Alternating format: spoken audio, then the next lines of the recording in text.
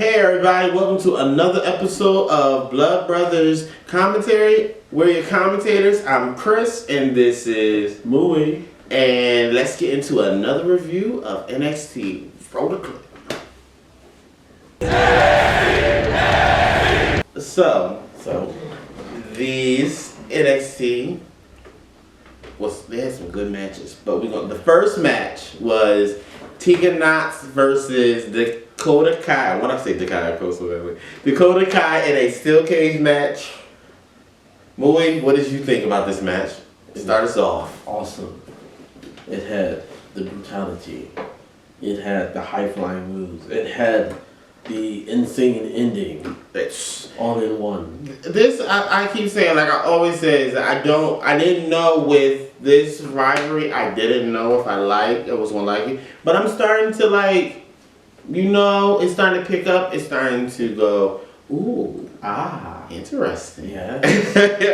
One of the spots in this match was definitely her choke slamming her off of the top rope. Yes. Was a great spot. There was also a body slam from the top of the cell. That was a good one right there too. Like, it was a cross body. Yeah, it was a cross body from the top of the cell. It was it was really good at the end of the day. Like, to me, it was back and forth. It was not too much of what's her name? What's the bodyguard? Raquel. There we go. Raquel. It was not too much of her just really sticking her nose in her neck. She was sticking her nose little points.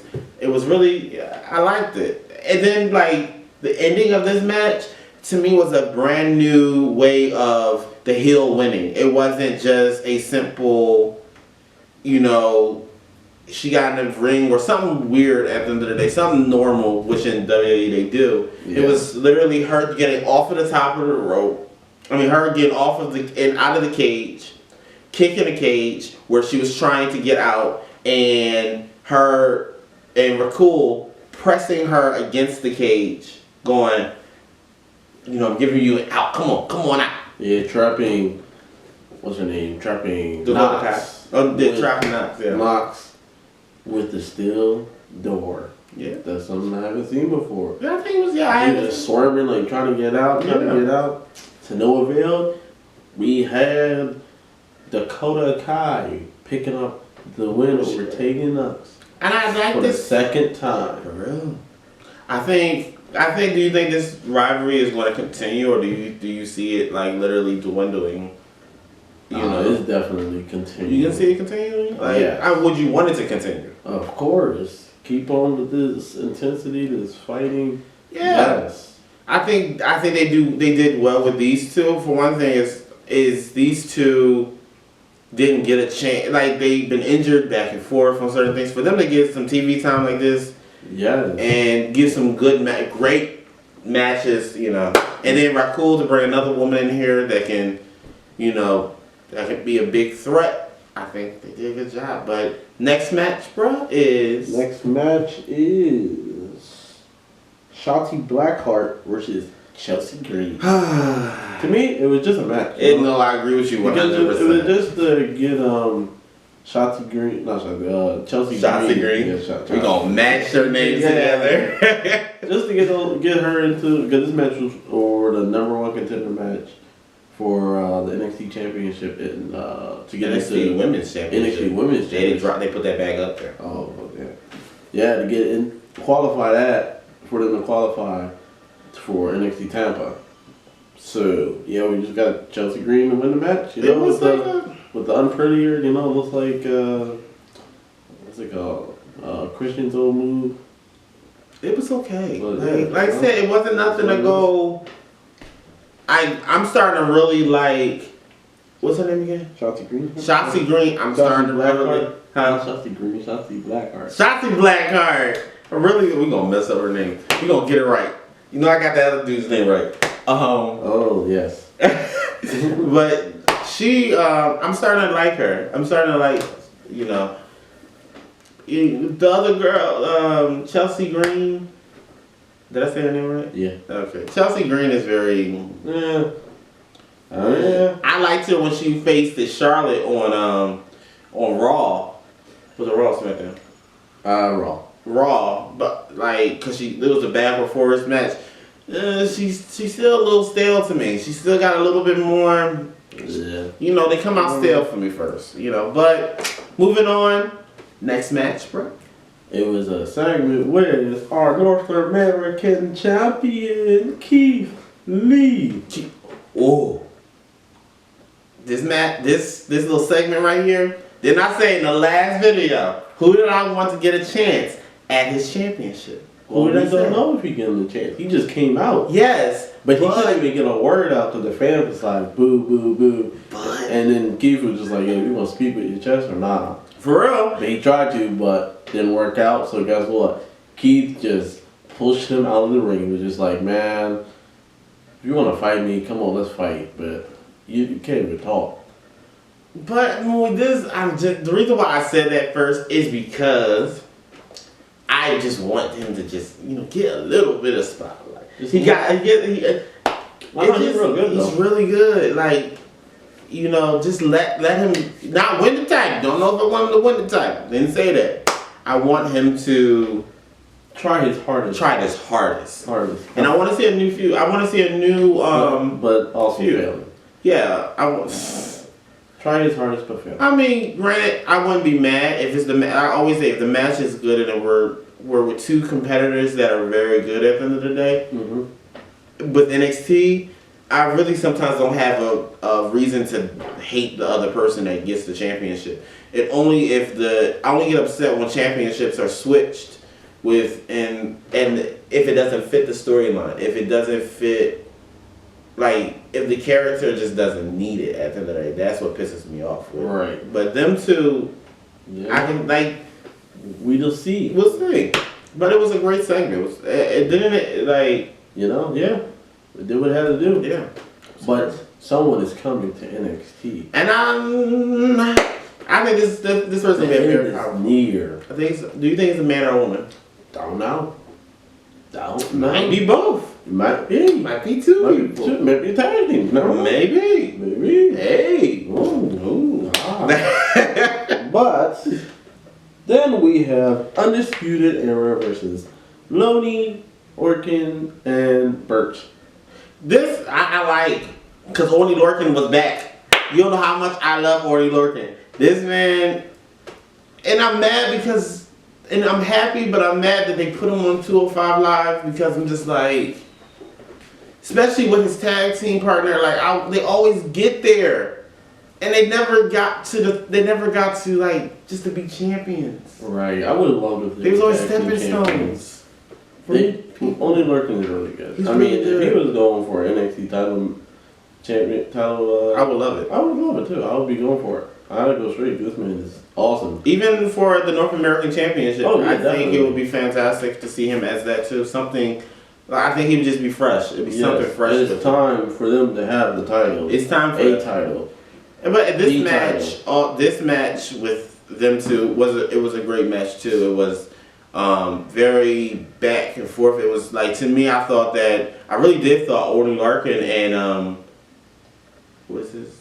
Birch. And Birch was going to actually win this match. I really did because I was like, oh, maybe they going to. The funny part is this match happened for the titles at a takeover when Undisputed was. I think they were in their second reign, or not, if not first reign of the NXT Championship. Yeah. I mean they lost. Loney, Orkin, and Birch lost, but this is for the title. The funny part is with how this match ended was with. Loney Orkin giving his great famous, they both in the corners, giving his his uppercuts, running uppercuts. Mm-hmm. But he probably shouldn't have done it because he was in the middle, so that hit them with. They was able to hit him. The Undisputed Era was able to hit him with the Fall of Men. Yeah. For the 1, 2, and that was a little. The way that they did it, I was like. Dude, you just literally just stood right in a trap. Just stood right in there. And I was like, man. Damn. Come on. Gosh. Better luck next time. But great match. Very great match. Very clean match. Right. Not worried. Go ahead. But after the match, they was like, We want our titles back. They do. I'm a little late. Yeah. I need some weight. Where's my weight at? That I just, the fluke is over. I want my title back.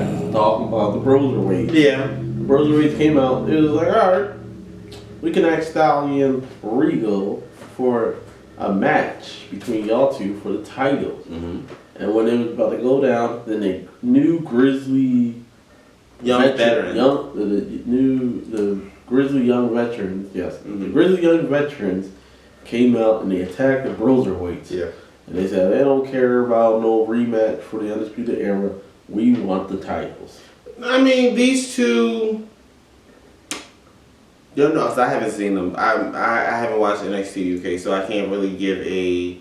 I know they were. They was in a match. Former UK tag team. They were, but I have to get into I need to see some more of them to be able to get an opinion. What I tune in or what I want to see? Yeah. I do like their finisher though. The finisher is pretty cool.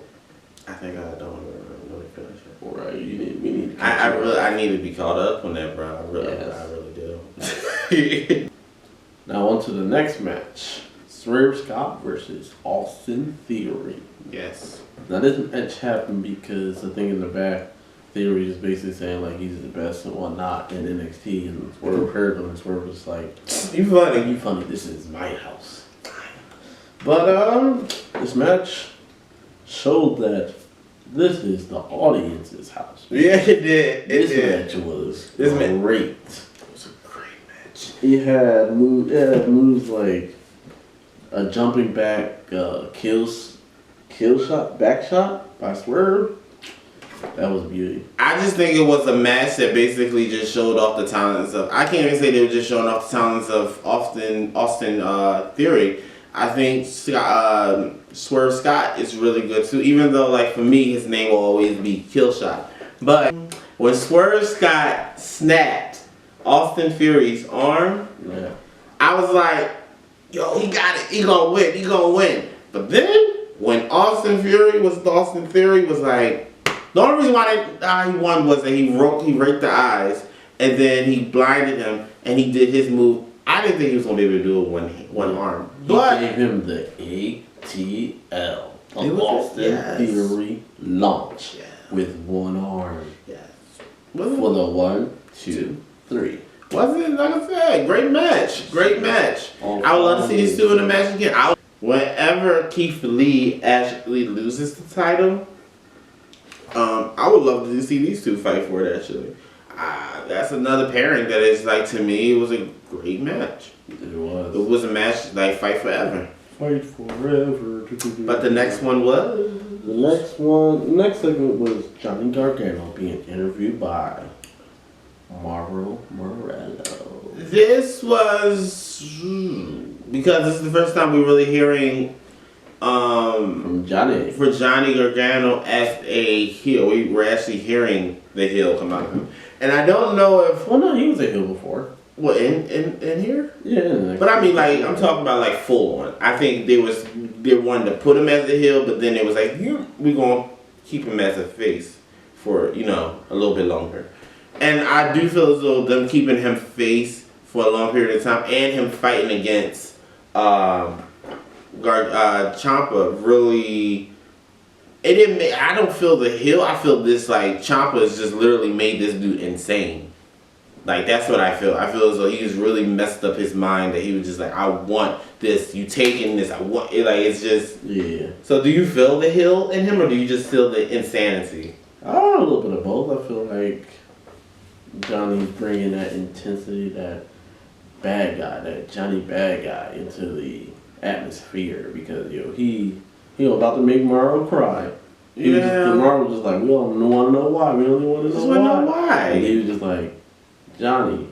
Johnny was like, where were you? Did you ask me about how I was feeling afterwards? Is this the first time we talking? Yes. Then you just want the snoop. You're not asking for my health, my well-being or nothing. So y'all find out next week. And why is everybody worried about why I did it to Ciampa? Like, Ciampa's not a bad guy. All the bad things he done. Right. Yeah. He's right. He's right. It was a great play on words. It was Yeah. it's really good. Yeah, it was. But it was just, I just think just more he's seen him. I need to see a little bit more of him. Johnny Bad Guy. I need to see more, a little bit of Johnny Bad Guy to see if after losing to Finn, I think it was just like, you know what? Johnny Bad Guy. And y'all gonna give Ciampa a title chance? I am NXT. I shouldn't be able to fight this dude. That's what I think. But our last and our main event. Oh wait, one thing we forgot. What? Finn Balor is going to Walter. Oh yeah, he is. I don't know how I feel about that yet. Let's see how that Because goes. Walter to me is a little, Try a little bit. yeah, he's like stale bread for me a little bit. But We'll see. we'll see. But then the last and final Our main event, is Velveteen Dream versus Roderick Strong in a steel cage match, which to me was a great match. Oh my god, storyline this match. I'm like, oh dude, you're coming. This match started off just like a fight, like a rubbling fight. I don't care. They come in head on. Because Yes. Roderick's still mad at Velveteen having his wife and family on his page in the the crotch area, as someone would be. yeah, somebody will be. So Not they just fighting back and forth. They throwing each other through the cell to the cells, left and right. Yeah. And then you get what's it called? You get Roger Strong's wife come in and give slide on a Kindle stick inside the inside the steel cage for Roderick to use. I mean, is this the first time we've seen like one of the other like 4 horsewomen like come in there to help like their significant other or help like we haven't seen like Shayna do anything like this. We haven't seen what is his wife's name again? I forget. Marina Shafir. That's her name. Yes. We haven't seen her. This is the first time we've seen her do this. Yeah. And then this is we haven't seen her wrestle in a long time. Are they like what's gonna happen? I don't know what's gonna happen.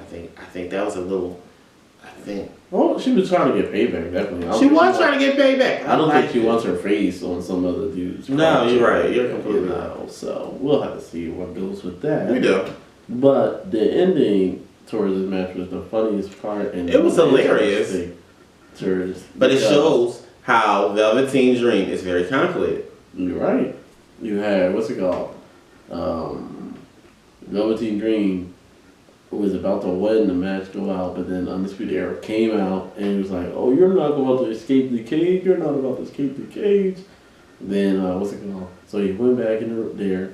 So he just started taking the killer sticks, started hitting so that people would get out. Yes. They wouldn't get in there. Adam Cole sneaks in, was able to sneak in, and then you got Velveteen. You got Roger Strong sneaks out, and Velveteen Dream is just like, okay. Well, no, Roger didn't sneak out. He just went out, right? No, what happened was Adam Cole was in the match, and then what's it called? They both was in the match, and he had a chance. Routine had caught Roderick and was like, "Oh, you're not going nowhere." Then he noticed Adam Cole right on the other corner. He threw Roderick Strong out. Yeah, he did. He did. Locked the steel cage, so it was only him and Adam Cole in the steel cage. And Adam Cole's looking like, what are you doing? It was like this was his master plan. He wanted Adam Cole alone in that steel cage. At the end of the day, he was like, I'm not. I can't wait to see what he's going to say next week about this. Because I know he's got to say something about this. I know he has to elaborate in his own fashion so to what's happening. He's just like Roger Strong won the match, but Velveteen might have won is armor up in the war. Yeah, for the NXT title. You might win the battle, but the war about to come. Yeah, and Velveteen Dream is a big threat. Yeah, for that NXT title. We're hoping. We're hoping that this is where it's going towards. Yes. But this was another episode of NXT by the Blood Brothers. Please like, comment, and subscribe. On to the next time.